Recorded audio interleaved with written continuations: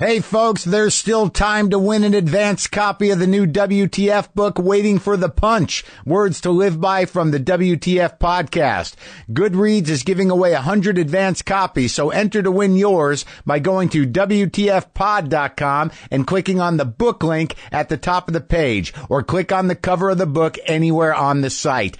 I can't wait for all of you to read it, but 100 of you don't have to wait. You can read it months before anyone else. That's WTFpod.com, click book at the top of the site, or click on the book cover anywhere. All right, let's do the show. It's a good one. Lock the gate!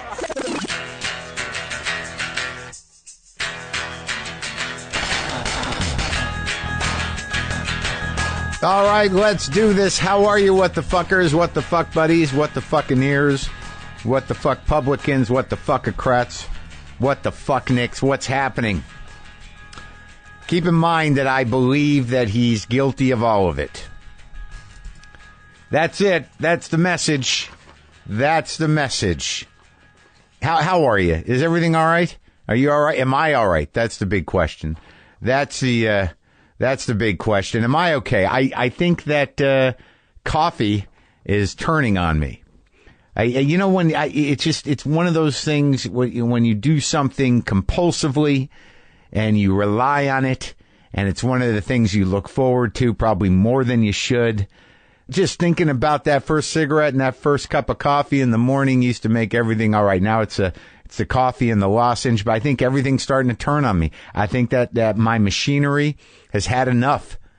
Like I can drink coffee all fucking day now, and now it's starting to taste funny.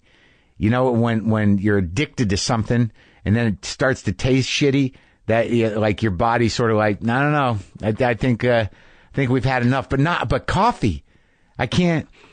You know, it's so much part of my life, and I drink it like most people drink water, and I think it's having a diminishing effect. Fuck. Oh, pow! I just shit my pants. JustCoffee.coop. Old school WTF plug. Unsolicited. Just happened. Like an old habit. I don't think I'm going to give it up. So what's going on, man? Edie Falco is on the show today. Edie Falco. Wait. Now, most of us have a relationship with Edie Falco as Carmela Soprano or Nurse Jackie. So, and of course, her work in Horace and Pete and, movies she showed up in here and there. But Carmela, right? Carmela. Am I fucking right? Carmela. But the thing is it's so weird, and I have this situation when I interview actors who have become known for a part, is that you make assumptions about the person based on their performance, and yeah, sometimes it's there, sometimes it isn't. But I was a little nervous to talk to Edie Falco. I'll go into it more in a minute. Let's discuss other things. To be honest with you, I'm doing this a little ahead of time, this episode, because my business partner would like to have a free week. He's entitled. Brendan is entitled to not have to do this the day before. He's entitled. I was going to take a week. I thought, well, fuck it. If Brendan's going to do something, take a week to himself, why don't I do it? And what am I going to do? Where am I going to go? Because my brain, here's where my brain goes to. It's like I wanted to get out. You know, I'm not talking about going to Ojai. I'm not talking about going to Desert Hot Springs or, I was thinking like if I got 4 or 5 days, I'm going to go to fucking Ireland and just sit there in the greenness and then the rugged people with a sense of history that has sort of worn them down to fine nubs of humanity with a deep poetic sort of insight and a kind of a lyrical melancholy. I'm going to go do that. Eat some fish, right out of the ocean there. Whatever my romanticization. So I'm like, I'll just go to Ireland for a few days with no plan. Then I looked up some fares and some time frames. Takes 15 hours to get there from here. And then, one day's fucked. So that was out.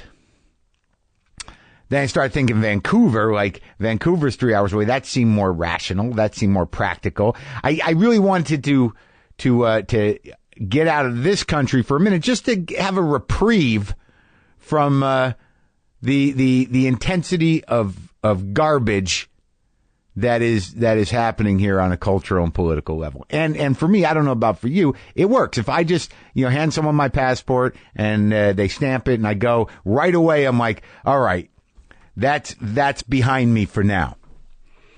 And, I almost went. Maybe I did go. Maybe I will have decided by the time you're listening to this just to go. But then I get into that thing. It's like, what am I going to do up there? I wanted to travel alone. Sarah's, she's got a lot of painting to do. And sometimes I just need to clear my head. And then I think about myself alone in Canada in a hotel. It's a great hotel up there in Vancouver, the Rosewood, Georgia. And it was one of the best hotels. I don't even know why. I don't even know where my head was at.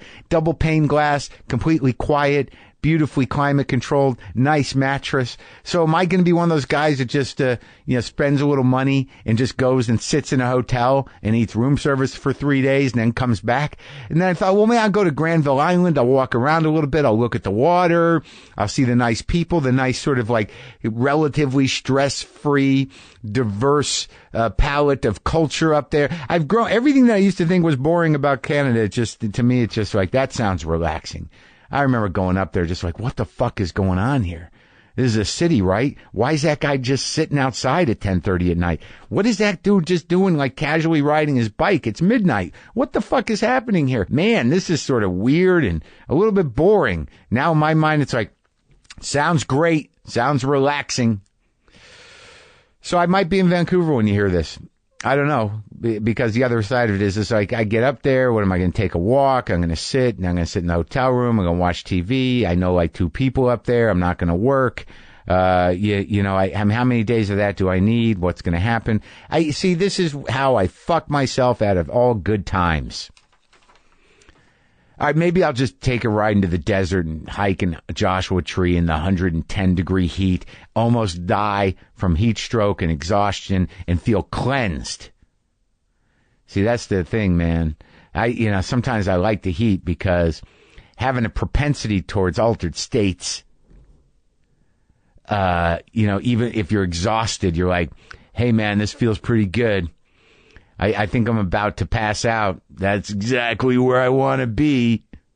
Sometimes things are going good. Did I mention this? The special that I made for Netflix, Too Real, will be out on Netflix on Tuesday, September 5th, and it looks good. It looks good. Lynn Shelton nailed it. Lynn Shelton, who directed a couple Marons, who directed an episode of Glow, who directs her own movies, who's been on this show. She had never directed a stand-up comedy special before. And I pulled her in, and she fucking nailed it. And it's hard to do those things, and make them look, different without forcing that, or, having like let's do it, from the ceiling, and let's, there's not, it is what it is, but there are subtleties, and there's ways you can design the set, and there's ways you can shoot without, making it obvious that you're trying to do something different that actually embraces the form of stand-up. And she's a fan of mine, so she knows what I do. She digs what I do. So we were able to get something that looked fucking beautiful, moved beautiful, kept it real. Not a lot of audience shots. That's the weird thing about those stand-up specials. Generally, when you see the cutaway to the 2 people that no one cares about, laughing or clapping, usually out of context with the actual joke, it's because they want to take a chunk out. It's an editing tool. But we limited that. The lighting was beautiful. The theater was beautiful. Did some interesting shots in terms of intimacy and close-up. Anyways, all I'm saying is from where I'm sitting, when I looked at that final cut, I was like, this thing looks good. It looks better than my material, I bet. That's what I'll say. The act was good. Yeah, I worked hard on it. So that, Too Real, Marc Maron stand-up special, that's me, will be on Netflix on Tuesday, September 5th. I'm nauseous from coffee. I'm nauseous now. I'm sweating. Feels good, man. Altered states, bro. We're sponsored today by Casper, and if you've listened to any podcast in the world before, I'm sure you've heard about Casper. And you've heard people on podcasts tell you it's an unbelievably comfortable mattress. But if you don't have a Casper, you're probably wondering if it lives up to the hype. Well, I've told you it's great. My producer has told you it's great. We've read testimonials from people saying it's great. But the thing is, you don't have to take our word for it. You can try it. Casper gives you 100 nights to try out the mattress risk-free. I mean, what's the harm in trying, right? What's the harm in trying something? You hear people telling you all the time how you can have the best sleep of your life on a Casper. Don't you want to see for yourself? Huh? Don't you? Buying the Casper is easy, folks. Just order online and it's delivered to your door in a box that's so compact you'll think the delivery person made a mistake. But then you open the box and it just comes to life right on your floor. It's available in the U.S., Canada, and now the UK, and shipping and returns are free. You're going to spend a third of your life on a mattress. Make sure it's a good one, folks. Right now, get $50 toward any mattress purchase by visiting Casper.com/WTF and using the code WTF. Terms and conditions apply. That's Casper.com/WTF. Use the code WTF. All right? So, Edie Falco is here. And I was intimidated, and I realized I was trying to figure out why I was a little intimidated going into this. And I realized because if I suspect that somebody is a kind of well-boundaried person, i.e. has healthy boundaries, I get nervous about how to engage. And this is all projection. You know, like she seems, tough and seems to have a pretty good sense of self, and she's grounded, and she seems to have boundaries, and certainly her characters, though some of them have weaknesses and are dark in general, I still feel that she's a no bullshit kind of person. And, frankly, I'm sometimes a little bullshitty. And in that, I'm not saying that I'm full of shit or that I'm lying, but I will engage my charm muscle. And, and that muscle, it's got some punch to it, but not always enough to get through. So I didn't know, and I adapt to conversations and, sometimes too much. Sometimes, I will sort of appropriate verbal accents and tics without even knowing it. I'm zealotgy like that. But all my fears were for naught. We had a lovely conversation, and I love her. I love her work, and it was a thrill to talk to her. But I was nervous, and I told her that. She's in a new film that I watched from the director of Obvious Child. It's called Landline, which opens in select theaters this Friday, July 21st. And Jenny Slate is in it again. She was an Obvious Child as well, who I love and who I had a great conversation with. Anyways, rambling on, we're heading into Edie Falco. The movie is Landline. It opens, as I said, Friday, July 21st. This is me talking to Edie Falco and being honest right up front, straightforward. Got it, just got to get in there and tell her how I feel.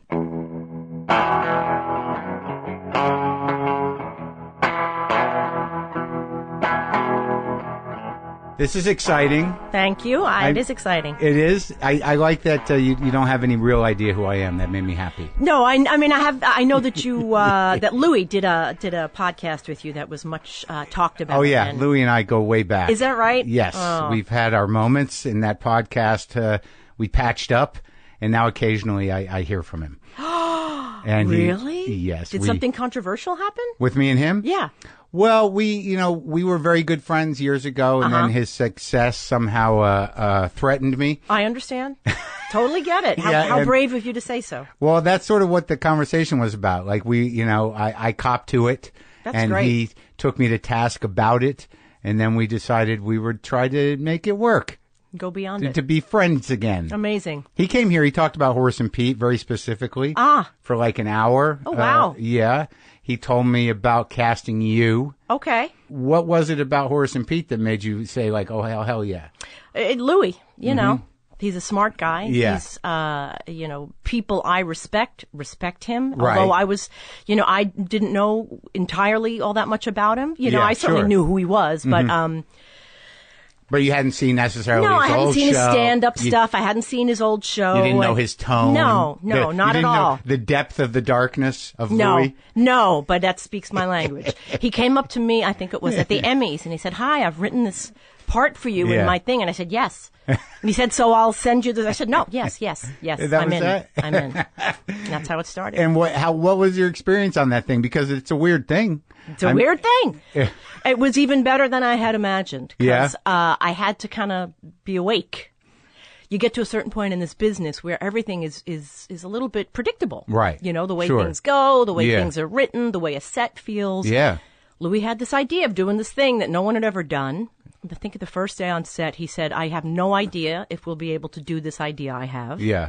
What could be more exciting than that, The director and the creator say, "I don't really know." I put all my money into this. At least it was his money and not mine. He was the one willing to take the risk, so I was completely down with it. Yeah, and as an actress, was it more like theater? Yeah. What he was doing there? It was. It was also interesting because doing theater, for me, the way I memorize, although I never really thought about this until Horace and Pete. Yeah. The way I memorize is by when you get the thing on its feet and you block it. Like when you walk to the couch, you say this line. Yeah. And then when you walk across the room, that's when you start this line. And otherwise, it's too... Right. What we did is he said, "All right, you come in on Tuesday, you have it memorized." Yeah. And then we'll kind of get it up and moving. So we had to, I remember looking at Buscemi, he's like, "There's so many words. How the hell am I supposed to do this?" But we did. We somehow did it. And I was pleased to find it was something I could still do. Something as simple as just memorizing something point blank without... Well, it's weird. It's sort of like, it's kind of like riding a bike on some level. I mean, you do it. You have done it before. Not like this, though. Really? I mean, seriously, you remember things from a play.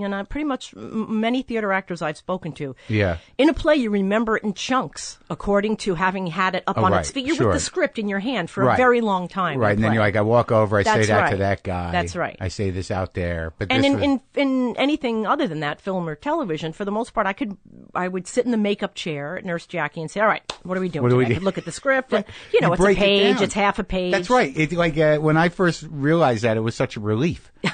You know what I mean? Yeah. It's like, it's got to memorize all this shit. That's it's right. like, it's 3 lines today. That's right. Oh, I can handle that. And you'll do it over and over again from several different angles till the life is sucked out of it entirely. Until you sound like an automaton, right? Which But is what you're aiming for. Right. But that's the weird part of the job. It's like the part of the job is like, can you make it sound good the 90 times? That's it. That is the job. That is the job. For TV. That's right. And movies. That's right. And then it's sitting and being able to sit and not eat too much.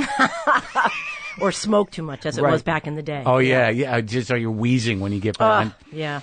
But, so Steve Buscemi for years, I'd imagine? I do, I guess. From New York? Yes. I think I met him a million years ago on the sort of festival circuit. I was going around with, I don't remember, Laws of Gravity, and he was doing his...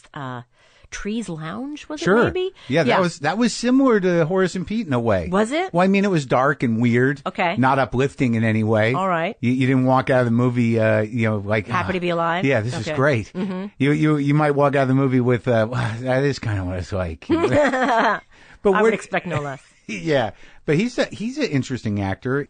I'm not great at articulating these things. I just know when I watch him, I'm happy. Yeah. Even if it's a crappy character or, Do you like working with him? I love him. I love it. He's kind and he's so smart. Yeah. He's a little bit like Popeye, like has really funny jokes, but they're half under his breath. Oh, right. So if you're not paying attention, you won't catch him. You miss it? Yeah.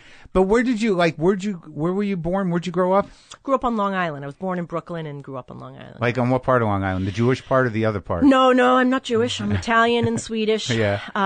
Grew up on the South Shore and like Bay Shore and West Islip and Babylon. So you moved around a lot? A little bit. I mean, not a ton. And then my family moved to Northport, which is where some of them still are. That's in Long Island too? Yes, it is. It's just directly north. So you're a completely Long Island person? Indeed, yes. Yeah, Long Island townie. Long Island townie, but I've been away for a long time. Yeah, but are they still out there, anybody? They are. My family, I guess kind of everybody is, yeah. So you go out there? Yeah. Yeah. Sure, I go out there. Take LIE. Do you come from what were the jobs? What did your parents do? Mom had all kinds of jobs. Let's see. She worked at a radio station for a while. She was, in fact, a disc jockey. And then she was also a copywriter for a while. She's worked in factories. And she's sort of an entertainer. She was an actress when I was a young kid. Really? She was a community theater actress. And I used to go with her. I just thought it was the coolest thing in the whole world. It is the coolest thing in the whole world. But these were people who had real jobs during the day. Yeah. And at night they would get together and say these lines. And I just thought it was just the coolest thing in the whole world. And it made no sense, and I loved it. And the first time you go backstage is really there's something amazing about that. Yes. Isn't there? Because that's what show business is when you're waiting backstage to go on a talk show. And you're like, hey, it's just people working. And there's an animal. Something that stays with me was my mom. I went backstage with my mom. They all shared a dressing room. This was a sort of, Yeah. Long Island theater. What? A naked person story? It kind of is. I was a kid, and I don't know how old I was, but and they were talking. My mom was talking to some grown man, and all of a sudden he pulls his pants down, and he's in there in his underwear talking to my mom, who takes her shirt off, and I was at once like mortified and exhilarated beyond belief that this could happen. Right. The cops didn't come. Nobody shut down the place. It was just a normal part of the day. She still loved your father.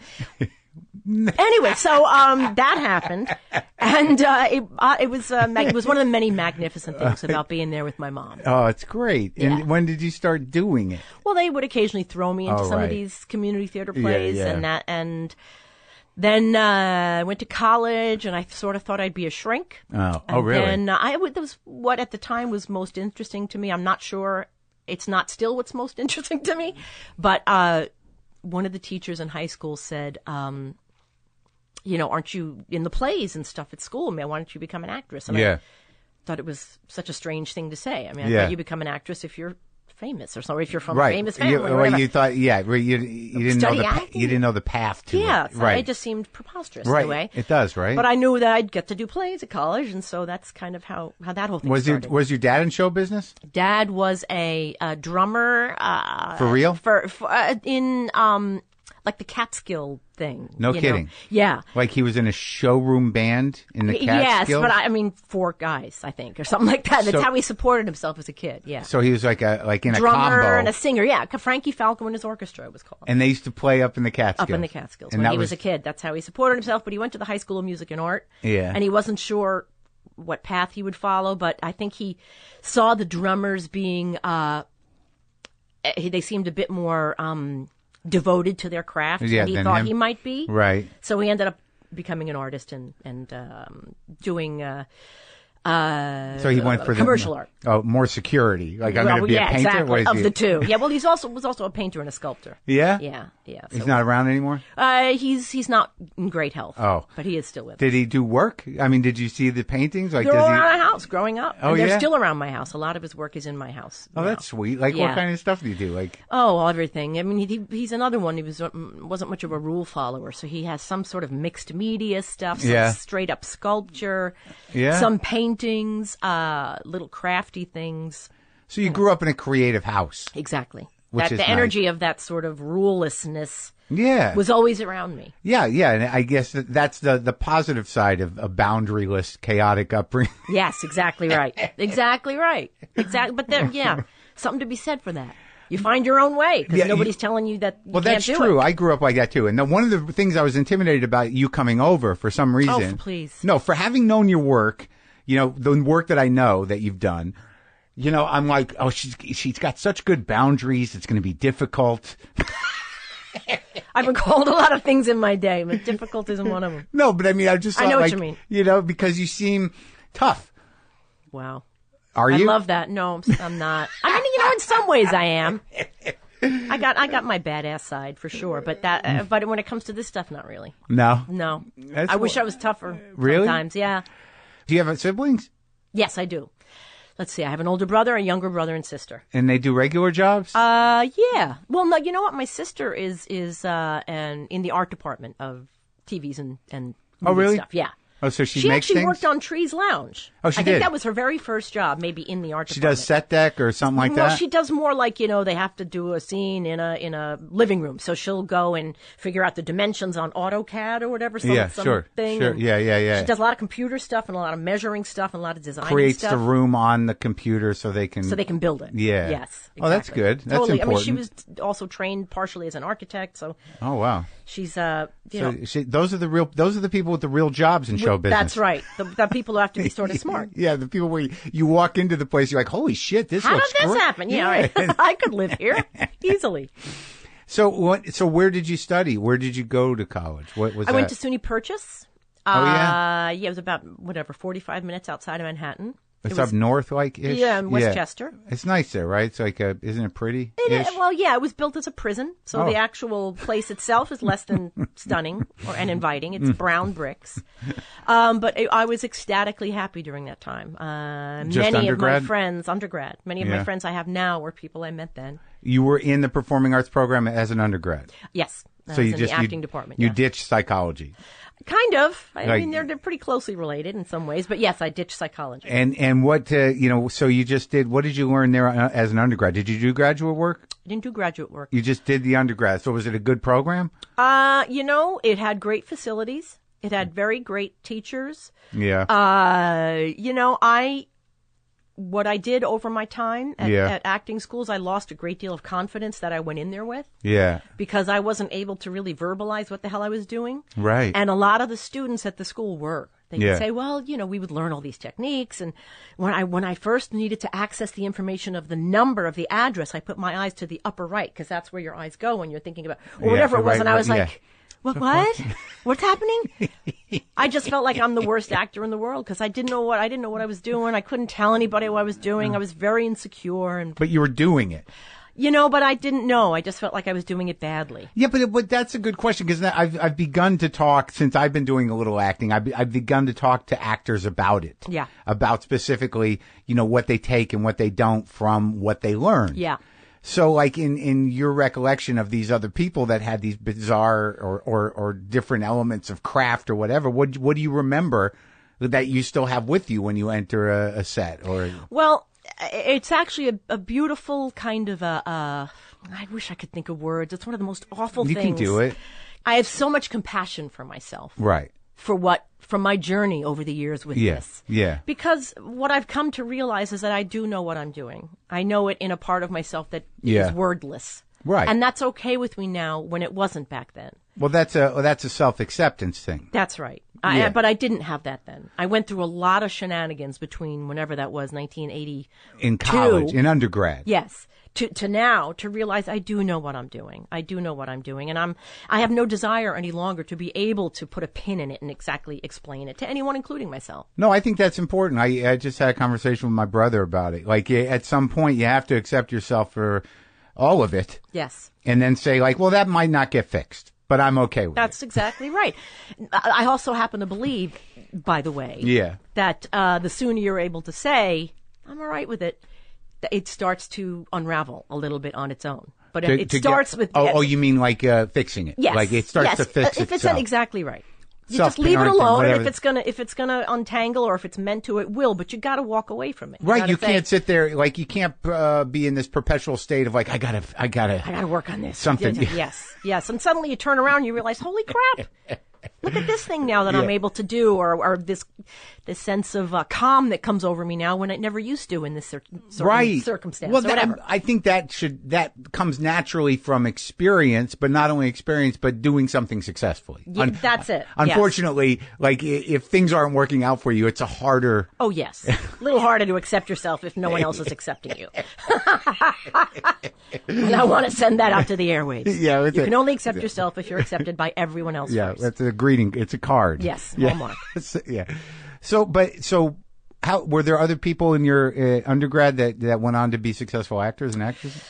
I'm trying to think of the people. I was accepted into SUNY Purchase, one of 30 people. You had to audition? Yes. And there were 10 women and 20 men. Yeah. My friend Matt Malloy Yeah. was in my company with me at Purchase, and he still works. Other than that, I don't I don't know if anyone else does, and that's the God's honest truth. And tough racket. But the thing is also I had nothing to fall back on. It wasn't like, well, I'll go do this thing there. It's like, no, this was it. After a certain point, there isn't. I know that feeling. I mean, like in college, you could do, but like what kept you going? I mean, like, did you start working right out of school? Well, I did get a job where I had to be on set the day after I graduated. Oh, yeah? And I thought, what's everybody talking about? This is easy. This is so easy. So I went straight to set and, and then didn't work for 5 years after that. So it was a movie called Sweet Lorraine. Uh-huh. And it was glorious, It was so exciting. You thought you were in. Oh, my God. You thought this is My it. agent said to me, are you sitting down? When I got this thing, she said, you're getting paid $2,000 a week. And I literally I felt the color drain from my face. I was able to pay off part of a student loan. Yeah. I mean, huge, money when you're just starting out. It's a constant preoccupation. Oh, yeah. And this was a huge piece of news. But no, it didn't continue like that. How was that movie? I didn't see that movie. Was it a small movie? It was a very small directed? movie. Steve Gomer was his name. Let's see. Maureen Stapleton was in it. Really? So did you have a nice part? Yeah, it was about a bunch of kids who worked at a Catskill resort. It's great. I mean, so much of this stuff is circular in my life. It's almost freaky. Yeah. But yes, and Maureen Stapleton owned the place, and the hotel was called Sweet Lorraine. Okay. So that's what that was. And she was an old pro. That must have been something. She was really amazing, just beautiful, and I'd been a fan of hers forever. And I didn't want to geek out, so I was very careful to keep a distance. And it's such a funny thing I do, because when I'm so overwhelmed with feeling of respect for someone, I distance myself further because I'm embarrassed. So they think you're an asshole. So they think I'm an asshole. So they think I'm this cold, narcissistic asshole. And I Who can't she control thinks she any is? of that, right? Who exactly. does she think she is over there? She doesn't even say good morning to me, and the truth is I'm paralyzed. apoplectic. Yeah. So I think I have that too. I talk to a lot of people in here. And, I never keep in touch. I don't know if I'm supposed to, but there are people like... this is a very strange thing that you do also here. It's very intimate. Yeah. Between two people who don't know each other. And then when it ends, it's not like you've actually put in the time to get to where you pretend to be during this podcast. No, I think so. I mean, I think it's a genuine thing. And, I agree. And sometimes things happen, but, I just have to leave it there. It's not like I thought that me and Neil Young were going to be hanging out or anything. Neil Young sat in this chair? He did. Holy crumb. President Obama sat in that chair. My God, somebody told me that. Yeah. Holy mackerel. There's a picture right there. This? Yeah. Oh, my God. The same orange chair. Oh, my God. Yeah, him and I aren't hanging out. I don't call him. I think that was a miscalculation. I mean, I meet people who I'm in awe of. Yeah. And then what happens to me, after a little bit of talking to them is you realize oh shit, they're just people. Right. And that's usually true. It doesn't mean that they might not be assholes or whatever. Sure. But they are, painfully human 99% of the time. Right. Right? Right. And I think we forget that when you're in a work situation. That's right. You don't want to, how has that happened to you? What was a situation where you were just beside yourself that you were working with somebody and you couldn't deal with it? Oh, goodness. Let's say, it was not terribly long ago. I was actually working with Louis again. Yeah. And John Malkovich was on set. Oh. I wanted to say all the things I wanted to say, like Bomb in Gilead. Yeah. In New York. Yeah. Was one of the first things I saw. Right. And Laurie Metcalf. Yeah. And when I at a certain point when she finished her monologue, I realized I was perched on top of the seat in front of me. For Louis, you mean? Or Bomb in Gilead? When I was saying, and all these things you kind of want to tell John Malkovich about your early experience with all the Steppenwolf guys and Burn This. And yeah. And then I just think, really, does he need to hear that? Is that going to change his day or somehow make it easier to pass the time with him? So I say nothing. But as an actress that, yes, he needs to hear that. And yes, it might change his day. It's never, when a peer comes up to you and says, I think you're a genius in that thing, are you like, no, I don't need to hear that? I don't know. I have a weird experience. I have a weird relationship with that stuff. Really? It's kind of like you don't believe it? I want to. It's so hard to explain, but all right. This is what's messed up. I would love to read it somewhere. Yeah. John Malkovich said about Eddie Falco. Yeah. There was a scene, blah blah blah. Then I can be alone with my reaction to it. Right. But if he comes face to face and says that, and I say, "Oh my God, thank you so much," and I feel like I come across like a snotty So jerk or something. Right. Something about having to accept the compliment in the moment. Yeah. Well, that makes me very uncomfortable. Sure, I understand that. So I'm glad we're putting this out in the world. If any, peers have good things to say about you, they should maybe tell your friend. No, email it or put it in a magazine. Send it to the guy at Columbia University that Comey contacted. Yeah, and maybe get it out in the news media. That's right. Yeah. That's right. That's the way everything gets out in the news media. Apparently, now. Yeah. Well, that's interesting because that means that there's some part, like, I guess it's hard to be, like you are a gracious person, but you're not sure that you're communicating that. Well, it's like when you said, you don't really know much about me. I'm so glad to hear that. Yeah. Right? When I first, I love to feel like when I meet someone, they're actually meeting me and they don't have a ton of backstory so that they've already made some sort of judgment about who I am or what it'll be like to be with me or whatever, or that you thought I might be boundaried, very bound. You know what I mean? Well, you are. Well, I mean, but it's good. It's healthy. Yes, but not if it makes people feel something about me before they've actually met me. But that's a problem because, like, and I've had this issue before where, I'm very familiar with some of your work. I mean, I just, when I was on set for Glow, in the downtime, I rewatch the entire Sopranos. All like back to, like, every day, like 2-3 episodes a day. That's crazy talk. Yeah. What are you going to do on set? I got to do something. Watch It's Always Sunny in Philadelphia. That's really funny. No, I know. I'm just saying. But so, like, people are coming at you with a very significant relationship with a character. Right. Right? Right. So, you make assumptions like you're like, I've watched enough of that character to know that some of that stuff must really be her. That's right. Right? That's right. Parking lots in New Jersey. I pulled up in some mall. 5 different versions of Carmela came running up to me. The nails, they hear, oh my God, I can't believe it. Like, we were having a pool party this weekend. I would so love it if you could come.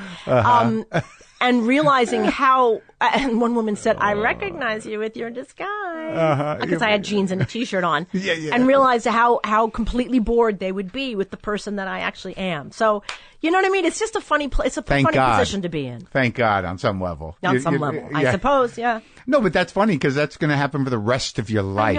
I know. And, I don't want to sound anything like ungrateful. I am still pinching myself that I have the opportunities I have. Well, there's a lot of stuff surrounding it that I had not anticipated. Well, but I think that, unlike some people, like the type of work that you're doing and the type of television you're doing, like a lot of people can't, ever transcend certain roles. Right. But I think that happened more in network television and comedic characters. Sure.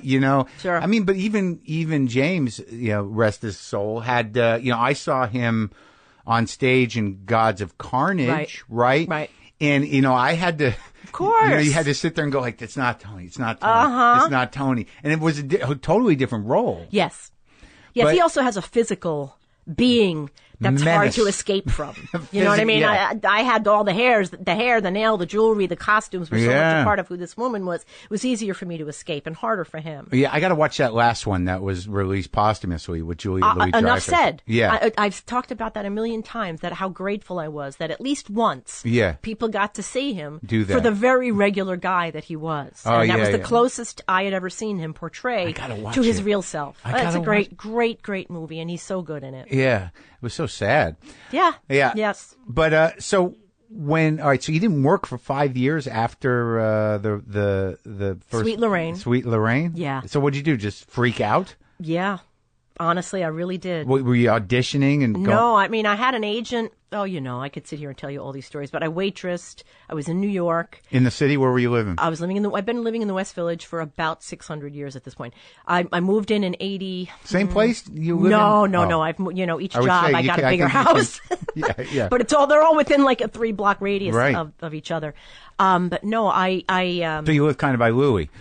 Yes, actually, I don't live far from him. Yeah. But I never really had enough money to live there until I did, which is really nice. But I'm very much a homebody, so I tend to stay in the same place. But me too. Look at this place. No, it's fantastic. It's what a life is. It's the things you surround yourself with. Isn't that weird? See, that's another thing about accepting yourself is that, like, so what if just because you have money doesn't mean you have to buy shit. That's the thing. I moved out of this last place that I was in. I moved to Tribeca for a short spell. Yeah.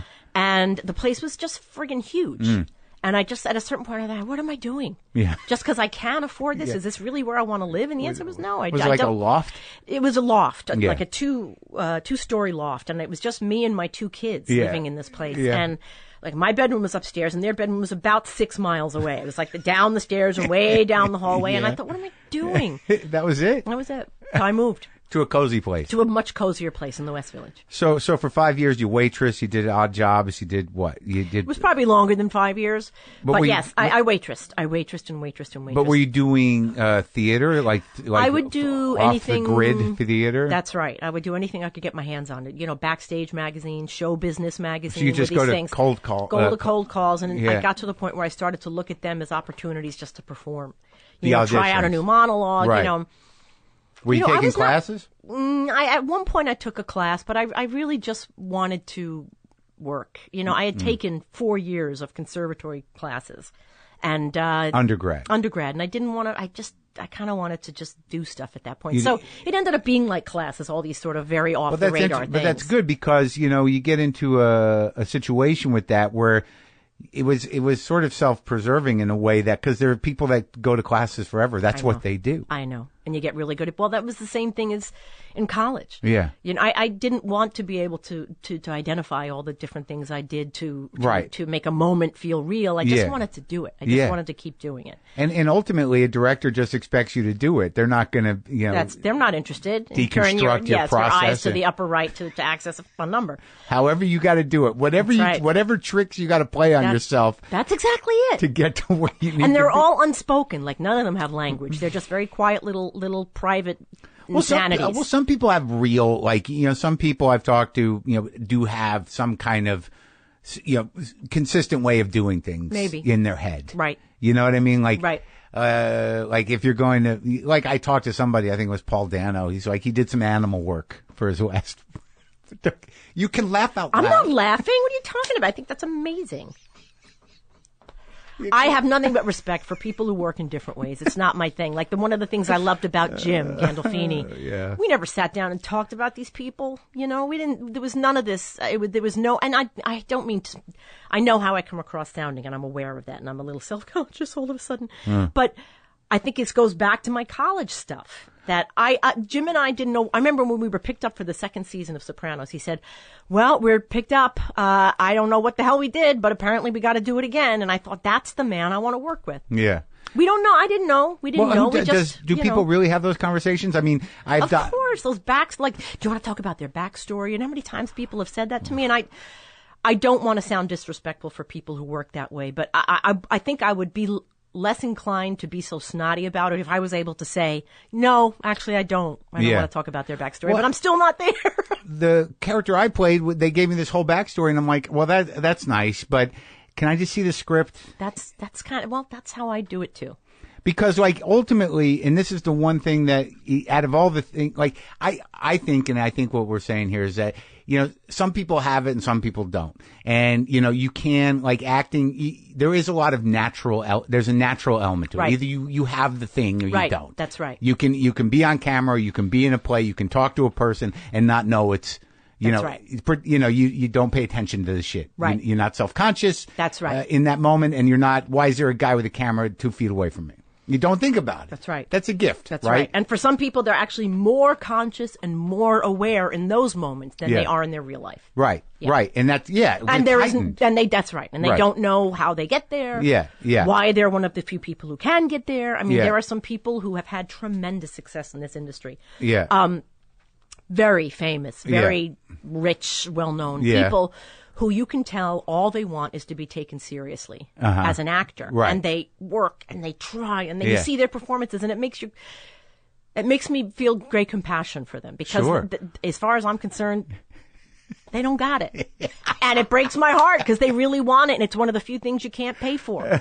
You know, just continue to do your action movies and stuff and be grateful for that. Right, but it's not everybody gets to have this sort of blessing curse. That's right. Thing. That's right. And also the point I was making is that, like, if you have that confidence that you've grown to have, the script is the script and the story should be there. Yes. Right? That's right. I mean, and also let me figure out what the backstory is, unless I'm doing something that does not ring true to the writer, director, producer Sure. people, then you can say, you know what, actually, I thought she came from this, and then let me know and I'll make an adjustment. Right. But if I'm not doing something that you're not unhappy with, don't give me more Right. information than I can metabolize. I think ultimately they usually do it to help you. They think they're helping you, That's right? right. I mean, it's not, they're That's not right. setting No, you no, up. that's right. Yeah. That's right. But like Less is more is what I right. come And from. just as an actress, so if there's an issue, the director says, "Can you do that again? But don't, try to Yes. play it this way." Right. Good. That's fine. That's perfect. That's perfect. That's what I'm here for. But if you give me 40 pages of a backstory, I'm not going to read it. Or if I do, I will show up deeply confused next time you see me. I don't know what to do with it. But you're right, unless it involves a hint of a Minsk accent. Yeah, well, then hopefully I knew that well in advance and I declined the project. You know what I mean? Yeah. I can't. I don't do that's. Yeah. It has to be within your wheelhouse. So what do you got to Right. make yourself crazy Or for? something that you thought, oh, that'd be interesting. I haven't had a chance to do that. I'd love to try it. Yeah, but accents isn't one of them. No, it might be. But Yeah? I want a long lead time. Mm-hmm. But I'm very hard on myself. So if I can't do it perfectly, I'm not going to do a half-ass thing. But which is why I would need to know well in advance what Like I'm if being it- asked to do. Yeah, right. Like put on 50 pounds or speak Oh, I could Russian. do that by tomorrow, but that's another story. So when did you start feeling like you were having success? I mean, like when was it? I used to, I guess, I don't know that I never really thought about it at the time, but Yeah. I didn't want to have to waitress. I got to the point where because of the kind of brain I have, I Yeah. was very good insofar as dealing with a million tables at once. Yeah. But don't ask me to talk to people as if they're human, like make conversation Right. and make jokes with them. I couldn't. I was so miserably unhappy. As a waitress? Yes. Yeah, I couldn't do So, I was awful. Somebody threw a bunch of pennies at me once as my tip. And I sort of thought, I have to remember this moment. This is the pinnacle of my Right. my Well, misery. is this, yeah, that's a good sign. and that's right. It's time to leave. yeah. So, That guy just made many wishes for me not to be a waitress. that's right. And eventually I did. I did have that moment where I thought, I don't know how Yeah. I will continue to support myself, but this is something I can't do anymore. But I think what I wanted was to be able to pay my rent solely on my acting work. That's Yeah. what I considered, I Right. guess, a success. Absolutely. Sure. No day job. And that took a long time. It took Yeah. a long time. When did it happen? What was the Gosh, job? I don't know. I mean, I did a movie called Cost of Living, another independent movie. I don't know when that was, 20-something Yeah. years ago. Yeah. And that was when I decided I quit my waitressing job when I got home, and I didn't know how it would continue, but something about that leap of faith, Yeah. if you believe these sorts of things, and Right. I do, that you put that out there, Yeah. somehow it was all right. And I think for a short spell, I did some work with a dear friend of mine, Lisa Kennedy, who does set work on Mm-hmm. movies and films. She threw me onto a job for a while, so I was able to get some side work Oh. with her. On the other side of the business. That's right, exactly. And then it kind of kicked in, and wasn't living flamboyantly, but I wasn't Sure. having to. But that's waitress. nice that you got that gig, because that's sort of like in the nature, it's in the tradition of everybody has a job in the the Shakespearean That's theater. right. That Yeah. we all Yeah. take we all do our part. Have Yeah. you ever done Shakespeare? I'm afraid of it a little bit. No, I haven't. Me too. I did it in college, and I never got that little, blink of confidence that I get when I'm doing something else, where I Right. feel like I got it and I understand it. You gotta harness that language. Yeah, and I think if I put enough time and effort into it, it might be something I could get to. But there are so many good Shakespearean actors, I'll let them do that. Yeah, but it might be it feels like something you'd maybe try. I don't know. I also did Will and Grace because I never thought I could understand. Or I also did 30 Rock too. Yeah. Because that is a genre I don't understand. Just delivering jokes. Just something like that.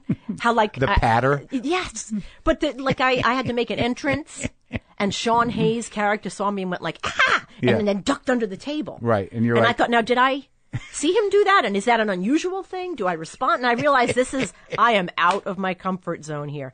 And I remember thinking, if I did this more often, I know I could come to understand it, but I didn't find it as interesting as the other stuff I was lucky enough to do. That's right, because it's And I have nothing but respect for the people Sure. who can do these things beautifully, like Alec Baldwin and all of Yeah. those people who are masters at what they do. But I was not. it's a skill set. It is a skill set. And it's and it doesn't have it doesn't immediately have the depth in that moment. It has something else. Yeah, it's a patter. It's like a lot of those things It's are a rhythm. they're joke machines. That's right. That's and right. sometimes if you have a live audience, right, you have that you get the feedback right away. Do you like to do comedy? I do. Like, I do. You've done some on stage. I've done some on stage, but it's never been, under the guise of being a comedy. It's, it's like Sopranos. There's definitely funny stuff in there, but it's based on what's real. Right, but like to get a laugh in a live audience is exciting, no? Not really? I'm trying to think if you don't acknowledge it. In plays, yeah. But my character doesn't hear it. Right. Oh, really? I don't know what I'm talking about. I'm tired. You hear it. You do hear it because you have to hear it because you have to take a beat before you deliver the next line. So yeah. So you became like there was a period there in New York where stage was working out for you. Yeah. What was that play? The Sideman? I did a play called Sideman. My producer loves that play. Oh, and he saw you in it and he knew, he's like, this woman is gonna, she's the real deal. Wow. He can't, it's in his mind to when I talked to him today, he's like, that was amazing. Isn't that nice? It was a long time ago, and to this day, it's still one of the. I think it's probably the most meaningful project I've worked on. Really? Why? Yeah. What made it that? I was out of work. I was on a bus and ran into Warren Light on that same bus. He's the writer of Sideman, and he said, "Listen, I'm having a reading done of my play. Marissa Tomei dropped out at the last minute. She's not able to do it. Can you just fill in for her and do this reading for me?" Right. And that was the impetus for this whole thing. We did a reading, and the reading went well, and then we ended up getting a production on 13th Street in Manhattan, and then it went to Roundabout, then it went to Broadway, then it went to London. I did this play in various incarnations for 4 years, and it is still, I think, the richest piece and character that I've ever had to play. And you played the spouse of a musician? The spouse of a musician, and she ages from like early 20s to 70s in the course of this thing. Mm. And it's deep stuff I could relate to, as my dad was a musician growing up. Coming from an artistic family and, dysfunction and all the stuff that everybody can relate to. So it enabled you to connect all that. A lot of it. And that's satisfying. Oh, deeply. It's therapy. Yeah. I have to say it from a selfish standpoint. Yeah. This is not a totally selfless thing that I do. No, work of course stuff. not. Well, there's a reason you pick certain characters. Sure. And there's nothing wrong with that. No, I agree. Yeah. And then people think you're, like she's a genius. It's sort of like, actually, no. All I know is I feel much better now. If that's what happens when you're a genius, I'm good. Right. Oh, God. So, but you've got the opportunity to do The Sopranos while you were doing that. That's right. Yeah. That was a terrible time. I mean, I know that sounds crazy, but you were about to be a big stage actress. Well, yeah. We was about to go to Broadway. It was about to open on Broadway, and I couldn't join it. I couldn't take the play to Broadway. How'd you weigh that choice? Well, money. I was going to get paid, which in this day and age is not considered a tremendous amount of money. But to do the pilot of Sopranos was going to completely wipe out my student loan. Yeah. It was going to get me out of my 5th floor walk up. Yeah. That was, one teeny room in the West Village. There were real life things too, and I was, I guess, in my early 30s, and there were real life things to think about at this point. And I thought, but was there because HBO wasn't what it is now in terms of. Sopranos made it the sort of art house that it is on some level in terms of how they handle television. I don't have that perspective on it, but I know it was early on in the series thing. Well, that's what I mean, right? Is that like it was a TV job, right? That's right. And there must have been that battle inside yourself, having so much success in the stage and being at the precipice of being a stage actress, which has this lofty credibility. Sure. That you were like, what am I doing? Right. Did you have that? Well, my memory is that I had been doing Sideman for such a long time. Right. And I know, certainly the more you continue to do something, the deeper and richer the character and the experience become. Yeah. But also, I had done it. Yeah. So my experience with it, I'd figured out who I thought this character was, and I had kind of fleshed it out enough to do a performance of it. Right. And here I was presented with this other character, completely different character. Yeah. And a substantial sum of money. And I remember Warren Light, the writer, said to me, this is a TV thing. You're really going to choose this TV thing over taking this thing to Broadway. A mob show? Yes, exactly. And I wasn't, you're never really sure ever Right. if you're doing Sure. whatever the right thing Right. is. Right. But I was pretty clear at the moment at what I had to do. Also, my family didn't have money. Yeah. It wasn't like when things went bad, I could just fall back on. No, I couldn't fall back on anything. Yeah. It was all me all the time. Right. So if I was able to take this big chunk of money Yeah. and get some of that giant black cloud off of my head, Why not? why not? Yeah. And if the stage thing was meant to be, it'll come back. And as it turns out, it sort of did. I did the pilot of Sopranos, Yeah. and I was able to join. Sideman on Broadway. Yeah. Oh, because you the did? woman who was playing the character that I was playing got Yeah. pregnant. Oh. So I took over the role and continued it on Broadway, and then took it to London. And all this, I'll tell you, stuff works out. Yeah. Stay out of the way. Do what you think is right. Make the best decision you can at the moment, and move on. Yeah. And when Sopranos doing that first season, because it's interesting, like, when having watched it fairly recently, and I remember that it was exciting when it was on, because you look forward to Sunday. Like it was like it's going to be on, and you couldn't. So great. I'm so glad to hear that. Oh my God! It was like it was something to do. Like you built your day around it. But like rewatching it, like some of that stuff between you and James was the thing that's interesting is that you say you didn't discuss a lot of things, but you were both so emotionally engaged that there was so much space there. They afforded you all this space for things to sit there. Yep. And you that was big news in the day. Yeah. Might even still be. When Yeah. I remember some scene, he said, "Listen, there are no words in the scene. You go, you get something out of the refrigerator, you stand by him, you walk around." Part of me is doing this thing thinking, I gotta say something. But that's what they wanted. They wanted to let it breathe a little bit. And I just had so much respect and gratitude for the room to do that, which HBO always gave us. Yeah, and you barely have that kind of room on stage. No, that's exactly right. Or Well, especially now, and in this day and age, you got to keep them, Or in a movie. Like, it was very unique like that. I mean, because, like, the two of you, with him, like, God knows what emotions are running through him at any moment, Right. and how it shifted in his Right. face. And he had that weird thing he'd do where you just go into this blank stare thing. Yeah. That was sort of like, Right. what is going on? Right. I remember it well. Like it was yesterday. And you just, so that character, what did you do to prepare for it? Oh, I don't know. No, but like you put the hair on. Is one of those things where That's they dressed you up and you're like, this is You it. kind of look at yourself and you're like, yeah, Right. absolutely. That's a big deal. Yeah. Well, I mean, when I read the thing, Yeah. I was like, oh my God, of course, I know exactly who this woman was. It was a no-brainer for me. And You at grew the up same around it, time, in a I way. was completely sure that I would never get cast. Because, and the way things go is Yeah. they're going to get someone who looks like this, Yeah. sort of the dark hair and dark skin, sort of more stereotypically Italian Right. looking, or maybe that's my own prejudice. But Right. I am Italian, but Yeah. I guess I'm not the first person Yeah. you'd pick to play an Italian. So there's a great sense of calm that comes over you when you're auditioning for something that you're Yeah. absolutely sure you're not going to get. And Yeah.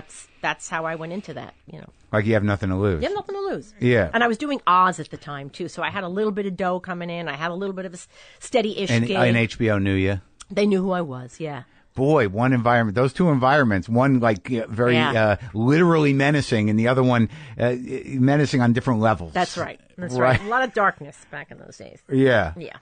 And like I read, because I don't know how anyone talks about, like, I'm sober myself. Oh, wow. Yeah. 25 years I have this year. Wow. Yeah. I'm coming up on 18. Fantastic. I I didn't know. know that. That's great. Well, yeah, I was going to open the interview telling you I'm a little dry. Feel a little. And I need a meeting. I understand. I'm with you. I'm a little brittle. I hear you. I hear you. A little white knuckling going on. Well, no, it's not. It's weird. You get to a certain point with it where I don't want to drink, and that's not in the. It's not the list of solutions. Right. But I'm not acting like a person that's living in the present, I or totally get it. or not Letting go and letting God. That's Yes. right. Yes, The I resentment understand. thing. Oh, I get it. When did you get sober? So 25 years 25 ago. years Was ago. it during The Sopranos? It was, let me think. It was before The Sopranos. Yeah. I was doing a play, Yeah. dating a crazy man, and I had a horrible experience and woke up one morning and realized, oh my God, I'm done. Yeah. I'm done. I didn't know how it was going to Right. pan out, but it really was as sort of miraculous as that. And Right. I've never looked back. And did you know somebody who I told knew you a what lot to of do? people. Oh, really? Yeah, I mean, I went to school with a lot of people at SUNY Purchase Yeah. who are still my friends now who got sober before me. Oh, and it yeah. just seemed like, wow, the hell, how do you do that? Yeah, It was- yeah. Drinking was such a big part of my life and my Sure. social life and my Yeah. dating life. And Yeah. So, but I saw them do it, and I saw them turn into different people, and they just walked me through it. You do turn into you turn into some better version of yourself. Oh, absolutely. It's a weird thing. Absolutely. That, this idea that people can't change. There are some things that can change. Oh, yeah. Do you know what I mean? You're always going to be you. Right. And there's always that panic, like, cause one of the things I do with the podcast, if anyone emails me about questions about sobriety, I'll take it. Yeah. Oh, yeah. And I'll respond. Sure. And I'll tell them what I did. Yep. And I'll tell them what they could do right. if they choose. And, and then I hear back and they're like, I'm doing better. Oh, amazing. It's the best. Oh, my God. All you can do is tell them what you did. Right. Who the hell knows what'll work for them, But also the amazing thing about, that the model, and I don't, I try not to be too explicit. I try to honor the tradition, but fuck right. it. There's a point where you're like, that's some old timey shit, and I'm not a representative of the program, but right, it works for some that's people. Exactly right. It's the only one that you got that, you can go back to, yep. and, but, there is something about, when you're self-centered like that. Yeah. There's something about doing it that connects you to your empathy in a way yes. that, that is, it's a miracle. Yes. Just by listening to people's story in that context, you're like, oh my God, it's made me a better person emotionally in a lot of other ways. Yep. Right? That's part of being in this business, I think, was based on the experience I had seeing things as a kid, movies and television and, and theater, where I think, oh my God, that person understands me, or they're going through what I've been through.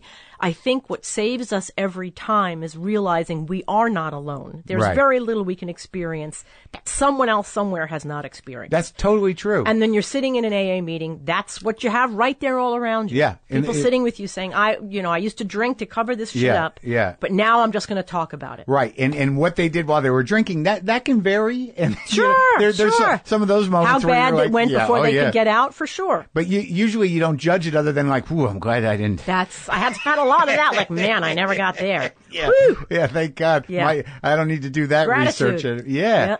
Yeah. That's something that I don't do, innately. Gratitude? Well, you said you're hard on yourself. Does it come easily for you? I'm hard on myself, but man, the gratitude that comes floating out of my system is not something I even could have wished for. Yeah. I don't know it, because it's beyond my comprehension. I wasn't supposed to have this life, I wasn't supposed to have these opportunities and just the abundance. I mean, I hate the words that are coming out of my mouth. I just don't know other ones. Yeah. I have these 2 magnificent kids. I have money to live. Yeah. I can help people out when they need it. Yeah. It's great. It's just beyond. I mean, this was meant. I don't know. I it's feel funny, like it wasn't meant for me on some level. Yeah, but what does that mean? I don't know. Right. I can say those same things, but then somehow or another I'll end it with, well, fuck that guy. Yeah, no, I'm better than you in that way. Yeah. Well, you got a few more years than me, so maybe that's right. Now listen, wait till you see. Wait till you see what happens next. Well, I don't say it like I used to. Yeah, I used to right. say it. I know enough to, to keep it inside. Maybe go to a meeting and and deal. Right. Right. That's right. That's right. So, how many seasons of The Sopranos did that happen? We had 6.5. Whatever that means. Six. So good. 6 and then some extra. Also, and then you did a little theater in between things I think movies. I did Sidemen and some movies, which I also was able to do between seasons. You did Frankie and Johnny? I did Frankie and Johnny at some point. Yeah. Oh, Lord. That's a big play. That's a sweet play. It's a very, very sweet play. That's one of those ones that everyone does monologues from. Is that right? I think so, yeah. I remember doing one in some class at some point in my life. But you had to, you showed up at movies a lot. Yeah. Here and there. Yes. I have to say, it was, and for a long time when you play a mob wife, that's all the scripts you get. For a very long time. And then Did you fight against that? Did you have to push back? No, all you have to do is say no. Right. But I mean, you knew you didn't want to be typecast forever. That's right. And the only way to control that is to say no. It's as simple as that. And it may mean you don't work as often as you might have wanted to, but you're the one controlling that. Right. So, and then I get a letter out of the blue from John Sayles. Oh, yeah. Who says something, handwritten. Who says something like, I don't really know your work. Was it? I think he saw me in Laws of Gravity, this movie I did a gazillion years ago. Yeah. And I wrote this part for you in a movie that was, had nothing to do with anything I'd ever done before. Huh. And I thought, man, somebody's looking out for me. This is just, what a gift. Which film was that? Sunshine State. Oh. And beautifully written. Yeah. I had to have an accent, which I was thrilled Which about. accent was Southern, it? Florida thing, Georgia, Florida kind of accent. And Timothy Hutton was in it, and a lot of great actors. It was so off the beaten track for me. And this was after The Sopranos. It was, I think, between seasons, maybe. Anyway, it was just one of the many, many, many tremendous, like, just handed to me gifts. And it was a great experience? Tremendous. Tremendous experience. I loved every second of it. Oh, you were in Random Hearts? I fucking loved that movie. Yes, I did too. I was in it really very briefly. Was that Sidney Pollack? Yes, it was. Yes, it was. Huh. Yeah, like people don't make too many grown-up movies anymore. Like there's certain movies, like, and for some reason I was thinking about Random Hearts recently, where it's like, where are the movies that are sort of sophisticated, adult-themed, you know, like... Doesn't seem to be happening there these days, you know? It seems like it's TV. Right. So how'd you get Nurse Jackie? Nurse Jackie I got because we finished Sopranos, and I went around with agents and managers, and we took meetings with the heads of networks, and everyone was like, yes, that's very exciting, and then nothing seemed to happen.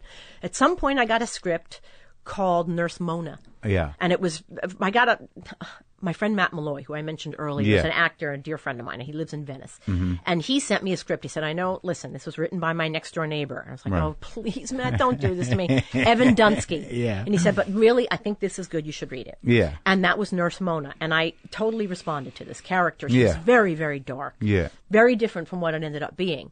But I kind of, I liked it. And we talked about it a bit. And then I forget what happened next. We kind of put it aside. Yeah. Because I think it was maybe a little too dark. Yeah. At some point, Liz Brixius and Linda Wallen got a hold of the script and made it sort of lighter and funnier. Showtime signed on and changed it to Nurse Jackie, and that's how it kind of continued on. And but the character, like, so what was it that in the newer version that took the edge off? Because it's still a little dark. Yes. Well, she did things like, first of all, she had in the original version had like an aura. No. She was able to read the auras of other people. Like, is that a good person or a bad person? She used to steal something from everyone who died. So it was a kooky character trait that might not have made her sympathetic. That's right. And also, she kept talking about, I'm having dinner with my husband and blah, blah, blah, whatever. Right.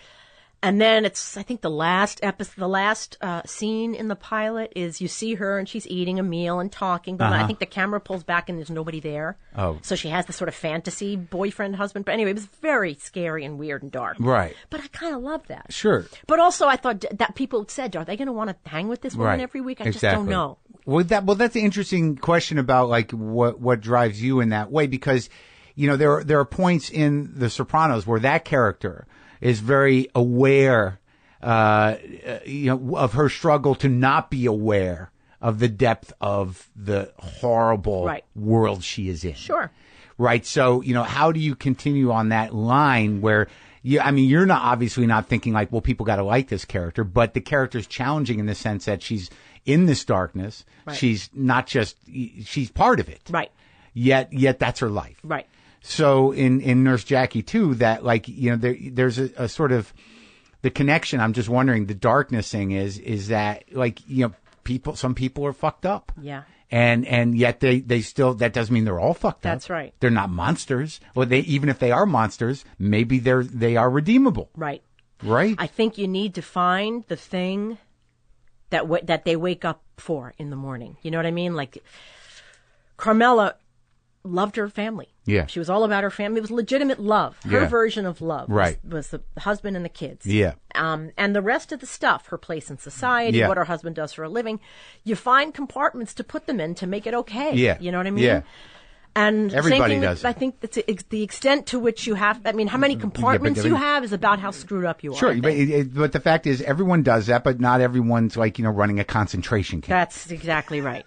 Right. I'd love to think that if that's the case, that little compartment won't stay compartmentalized very long. Can't live with it. That's right. So eventually it will overtake the Your part conscience. of you that pretends everything's all right. Sure. I think that's how you have a society. Yeah, well, absolutely. But I think Jackie was doing the same sort of thing. What she loved was taking care of people. Right. This was legitimate. Yeah. She really did want to help these people by, taking from the rich and giving to the poor. Yeah. But she was also, a friggin' mess. Yeah. A drug addict and everything else. Yeah, depends on, what the ratio is to good person, bad person. And, and also, having been, somebody who has addiction issues, it's sort of like, at some point you get it in your mind, well, this is how I have to deal. This is how I deal. You don't even make the sentence. Right. It's there in your head, but you won't even allow, Yeah, you're behaving. Yeah. Without thinking, you know? Right, and so much of that show, I was just friggin' falling to my knees in gratitude that this was not me anymore. But it was also hugely satisfying and therapeutic to be in the behavior without the consequences. Oh, tell me about it. I You know just what I had mean? to smoke and do blow for 10 episodes. There you go. Comes right back. It's funny, oddly Comes enough. right back. Like it was yesterday. Yeah, it's like riding a bike. People would say, does it make you want to? I was like, no, God, no. It makes me so grateful. Smoking so those happy. fake cigarettes. Oh, the worst. Awful. And snorting whatever the fuck it was. Were you actually snorting something? Yeah. Well, I think it was like, vitamin B or something. It was something that they put in blow, but it wasn't the blow. It was the thing that made you mad when you bought blow. Bring it on over. Yeah, what the fuck is in this stuff? Oh, my That's God. the stuff that you do on the movie set. Oh, no. Sorbitol or mannitol or one of them, maybe. I don't know. Oh, my gosh. But yucky. It was yucky. Yeah. But the ritual of both of them, of smoking and, I don't think, I was very grateful that I knew how to smoke. I had smoked half my life. I'm with you on that. And that you watch an actor who doesn't know how to smoke, it's the and worst. Oh my God, it's the first thing you notice. Like it takes me right out of the movie. Right, yeah, because I was very specific with them. I was like, I need a flip top box because that's where I'm going to put my bindle in. I'm going to do it with a key or a pen top. Right. Because I'm not sharing That's it. right. And it's so funny because Carly and Liz, when I told them about the character, they were both standing there and they're like, "We're so glad you're here." Oh, those ladies! He knows. I love them. He so much. knows. Well, you did one of Liz's plays, right? I did a play called The Madrid. Yeah. I was relatively new to parenting at the time, and it's a story of a woman who gets up and leaves her family, and I found that interesting. Because you were so in it. I was so deep in this parenting thing and totally overwhelmed by it. So it was another way to kind of work through that stuff without actually having to do it. Right? Thank God. Yeah. And people were not all that open to it. They didn't like the play? Yeah, it was not totally well received. People. And too dark? It was too dark. Nobody could understand how someone could leave their family. Really? Do they look at the news?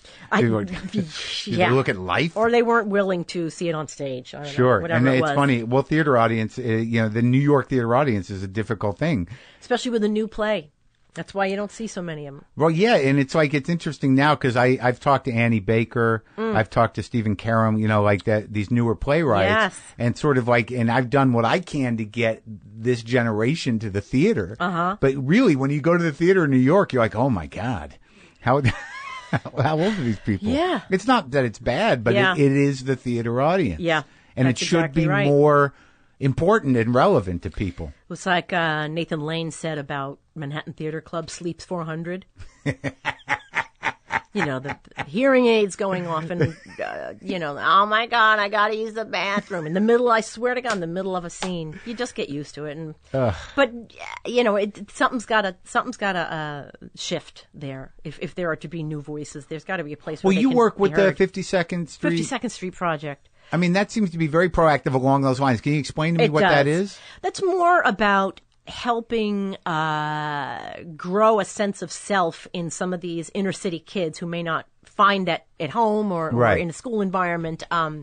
These Hell's Kitchen kids that go after school to this 52nd Street Project. They have help with homework, and they also have classes, playwriting and play crafting, and now they have filmmaking and I think dance and I mean it is a good, on every level, good organization. And I got involved because I saw my dear friend Kevin Gear, who passed away a couple of months ago. I saw him in a play. He was in Sideman with me, but I saw him in a play at 52nd Street Project where he had a head of plastic hair with little curls that came up with this, and he was playing some little girl or something in this theater.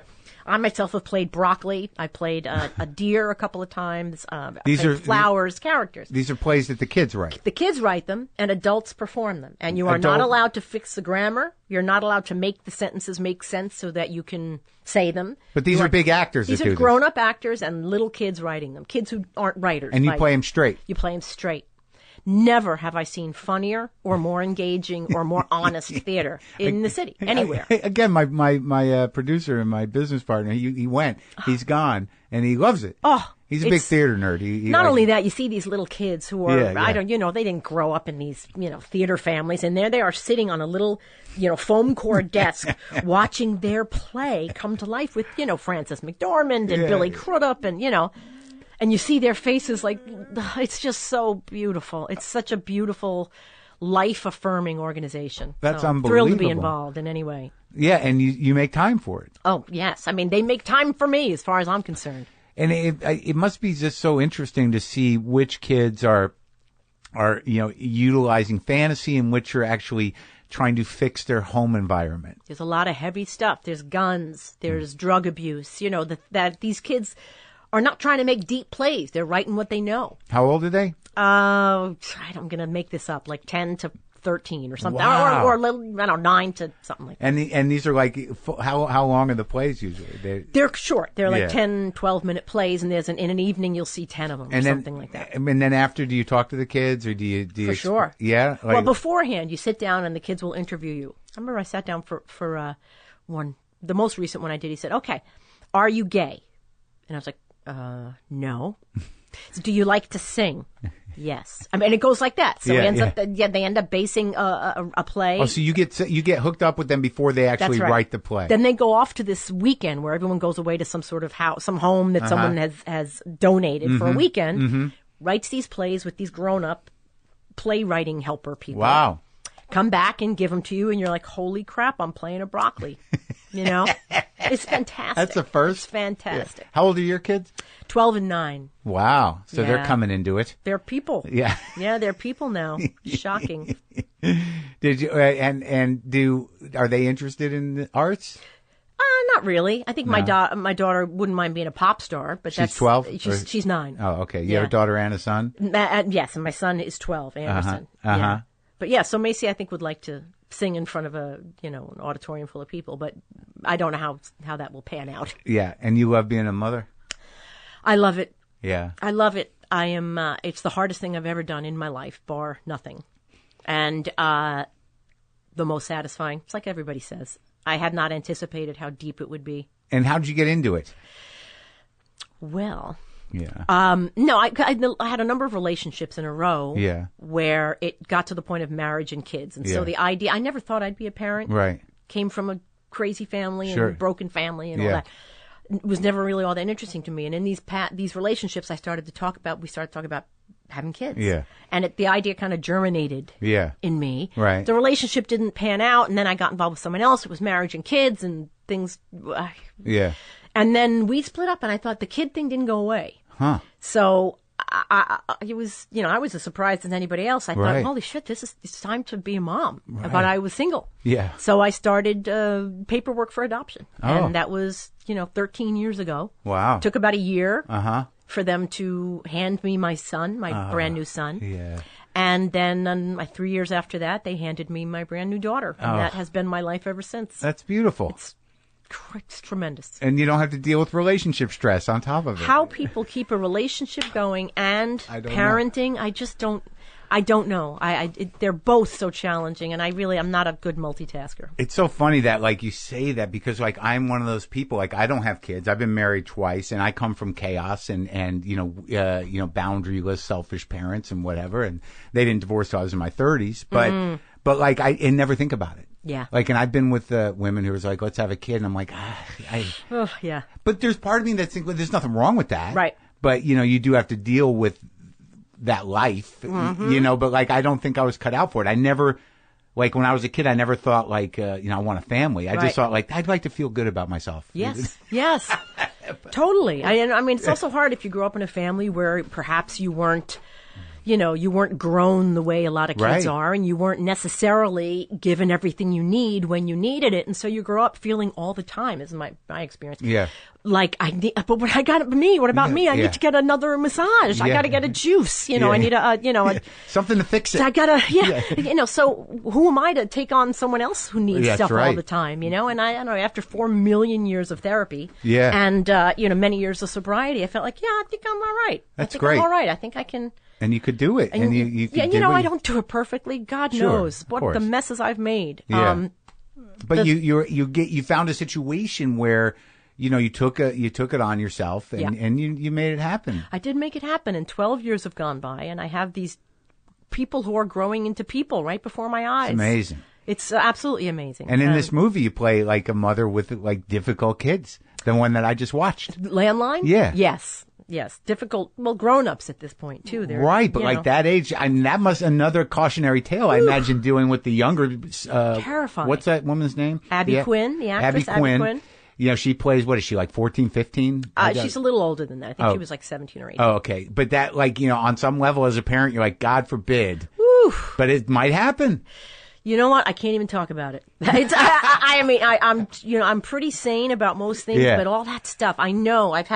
I've engaged the help of my team of dear friends, godparents, and therapists. Yeah. So listen, I'm going to need to step back from this. So the whole drug alcohol thing and children, I'm going to need a lot of help with that because my skew is, I'm off. But also, I'm so concerned about it. Yeah, right. You're preemptively concerned. That's right. My brother to the point where you're going to end up throwing them right into it. That's right. My brother's, he's got 3 kids. It's the same. Yeah, there's this like, what do we got to do? I feel like this moment is like, I feel they're going in that direction. That's right. It's right. And I know I need to back off. And so I've said to my friends, can you just keep an eye on this, please? Yeah. When and also there's another program. And that's where I am right now, where I get home like, oh, yeah, I could look into that again. That wouldn't be the worst thing. A little detachment might not hurt. You're absolutely right. Right?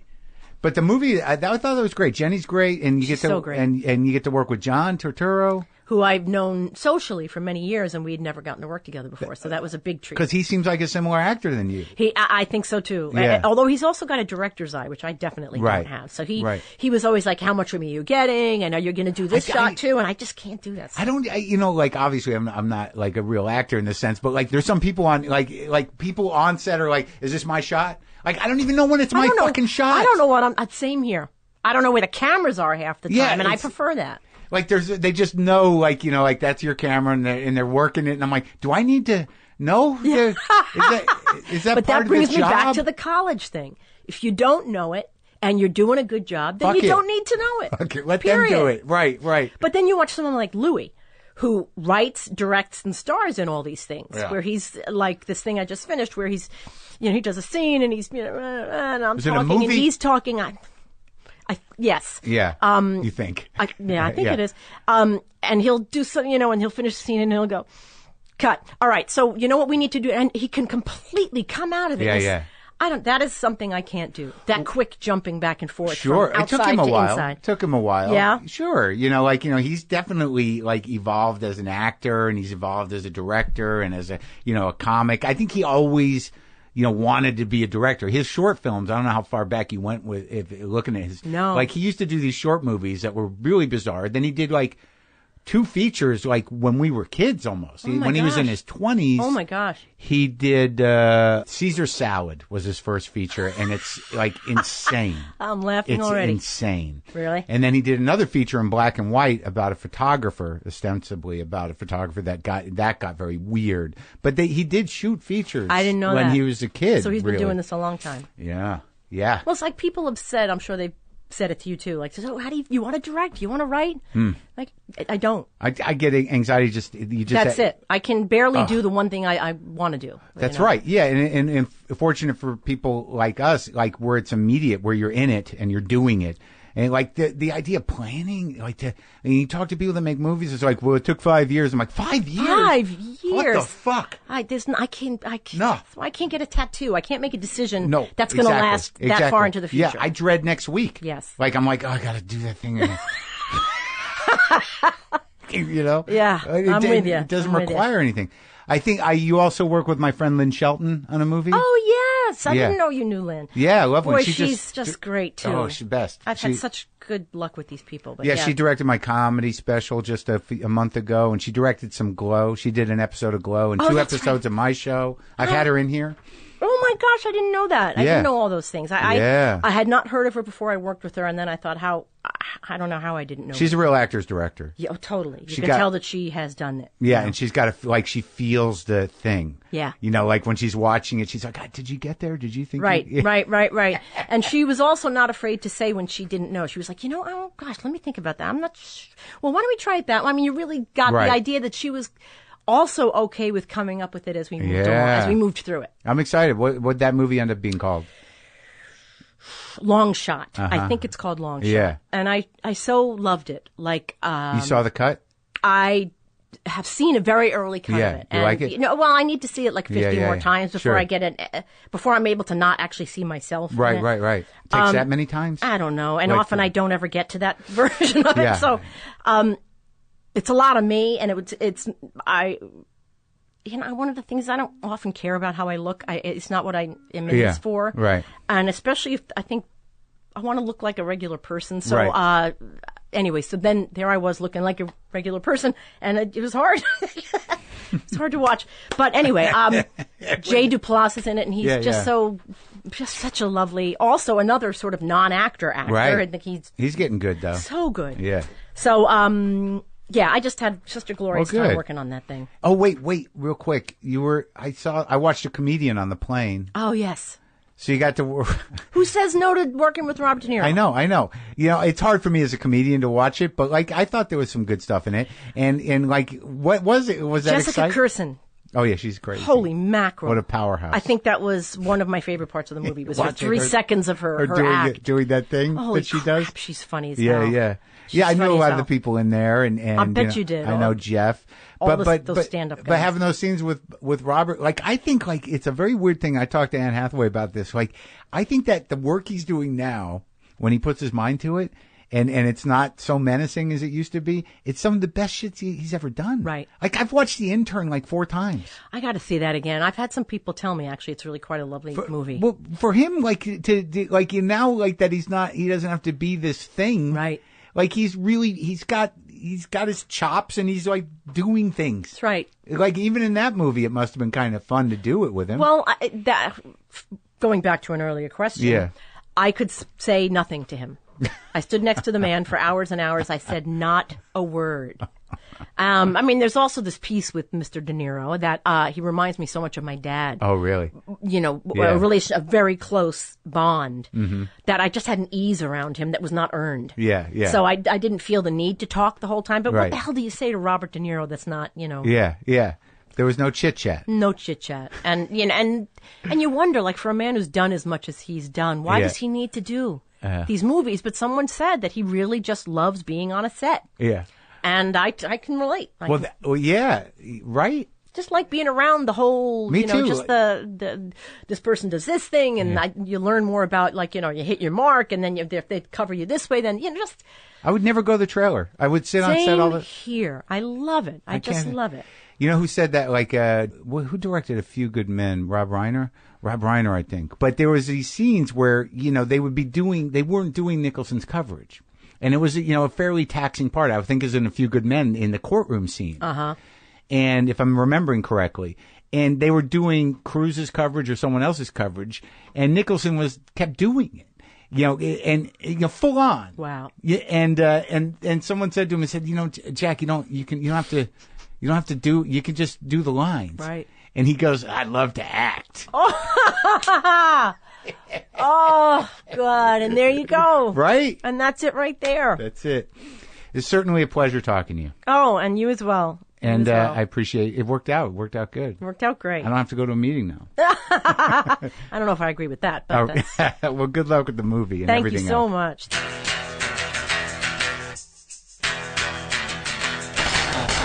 Okay. That was amazing. Truly amazing. I got a little teared up, I got to be honest with you, talking about that 52nd Street thing, about working with the kids. I tear up, and you can't see it or hear it. And I don't know if she saw it or heard it, because I was choking him back. You can't just have the waterworks going right there in the middle of an interview. You can feel it anyways. It's visceral. It's tangible. You know when somebody's there. I don't have to squirt them out. You know what I'm saying? But that was great talking to Edie Falco. Okay, what else do I got to tell you? Go to WTFpod.com for all your WTF pod needs. And I don't know, it's a little hot out here. I think I'm going to forego the guitar today. I know that's heartbreaking to some of you. Okay. Everybody okay? You good? All right. Boomer lives!